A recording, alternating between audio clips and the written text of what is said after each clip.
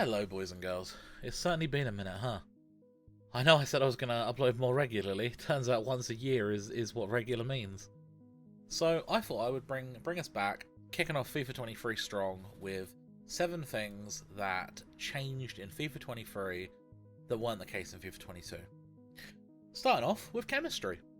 You might have noticed, gone are the links that daunted us every squad build and every SBC in the past.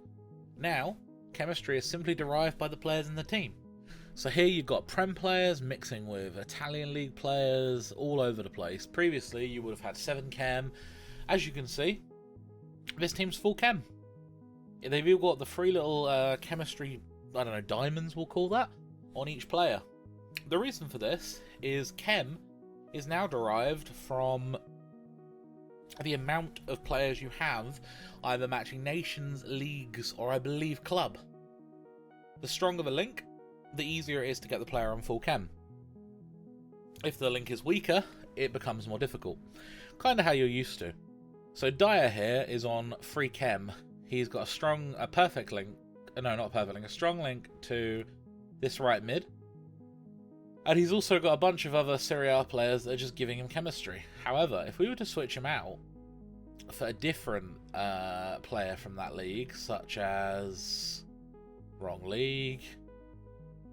Different player from that league, such as Osimhen, you'll notice Osimhen only has 2 chemistry. This is because there is nobody from his club and there is nobody of the same nation. It's pretty simple when it comes to building your own squad, and it actually opens the doors to some really fun and powerful combinations. The problem is, squad builders are a fucking pain in the arse, and that is not going to get any easier as EA makes them more and more complicated. Because matching up really random shite and also meeting squad builder requirements is a massive headache. That said, overall a positive change, can't really complain. This does lead us directly onto the next thing, which is position changes. Now, position changes on FIFA 23 are kind of like 2 steps forward and 6 steps back. They allow for some really creative things, like for example, Sterling can play as a right wing or a left wing in addition to being a left mid, and that's really cool. And other players, such as Cancelo, can play as a left back or a right back, or apparently a left wing back. Now, generally what this means is you're not getting punished for wanting to play players not necessarily where they're natively playing in real life. However, they have also removed all of the, I would say, spine changes. So previously in FIFA, a striker could be a cam, could be a CF, could be a CDM. And this was the norm. You could basically put any of these players where you want. And that's also technically true for right forward, right wing, and right mid. But they've actually removed right forward and left forward completely. So this mostly affects central players.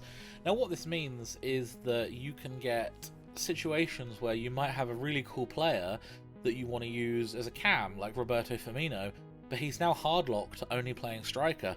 And if you play a player out of position, they play on 0 chemistry, and worse still, they don't give chemistry to anybody else in the team. This means you are quite punished for playing a player out of position on the new FIFA. The only redeeming feature of this is that nowadays, if you're on 0 chem, you don't have negative stats, which is nice. You can just play a player out of position. But keep in mind, as you can see here on Thiago, it does have a knock-on effect to the chemistry of the rest of your team. The reason I say it's 2 steps forward and many steps backwards is because currently it's really nice to be able to sort of flip players around and play them in places where necessarily they would never have had the opportunity to play, but it has really, really restricted formations and choice of players. So for example, my Havertz, I can't play as a CM, so he has to be a cam, or a striker of course. If I want to play with a CDM, Ndidi is a good example because he can play CM, but most of them can't. Alberto can't play cam or CDM. Thiago can't play cam or CDM. You are locking players, particularly ones that might do well in these positions, out of them completely, which unfortunately has led to a situation where it's not that fun to build squads. But swings and roundabouts. There's boons to it, there's bads to it. Anyways, enough about the menu changes. Let's see some game changes. So corners and free kicks have had a rework in FIFA 23. Technically penalties too, but not particularly massively. But as you can see with the corner here, you can now adjust the elevation, the type of shot, the angle really precisely, which does lead to some pretty cool corners. Unfortunately, I couldn't get any goals for the clips because I'm not quite 100% used to the changes in the system yet, but it does seem very cool, and I think once you master the kind of angles you want in any given scenario, you're really going to see some cool corners and stuff coming out of this. Free kicks work kind of much the same. You get the similar kind of target reticule. You can change kind of like the angle of a shot, the height, the elevation and such. Power shots are the new shot type added with FIFA 23. You hold down L1 and R1 and tap circle, and then you charge up and fire. They seem to be really good if you've got a lot of space, if there's no defenders in front of the goal.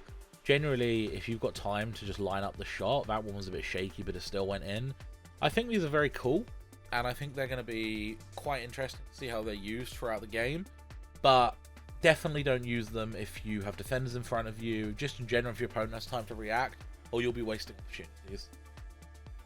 One of the big things with FIFA 23 is that they've also included for the first time crossplay between PS4 and Xbox One and Xbox One X, PS5 and PC.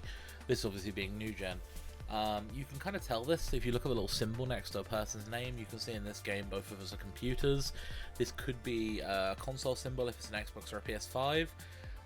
This is cool, and it definitely widens the amount of people that you can get matched against, although it does seem to favour your own kind of platform still, as I'd say about 90% of people I match up against are on PC, but even so, cool change. Could bring some more competition to the game. Uncool, but relatively minor change in FIFA 23 is that there are now female referees, as well as male, which is honestly long overdue. I've never understood why the officials are all male. It kind of makes sense for the sport, but it's a nice change to see. And the cool new side to the ref changes is that now you can do 5 subs per game and an additional 1 in extra time. So this means basically you want to have a second team on the bench ready to play. This can be game changing. In games I've had it, it's completely refreshing. And it's not unusual towards the end of the game to see maybe 4, 5, 6 people switching at the same time. So if you spend too much time in a game trying to get the new lady ref's attention, make sure you have a team of subs ready to switch. Anyway guys, this has been 7 cool new features of FIFA 23, and I hope you've enjoyed the video. Apologies that some of the audio is a little shaky, some of the visuals are a little shaky too. It's the first day back, you know how it is. We'll improve going forward. Probably try and get a couple videos a week out to you guys. And yeah, take care. Let me know in the comments if there's anything you'd like to see. Peace!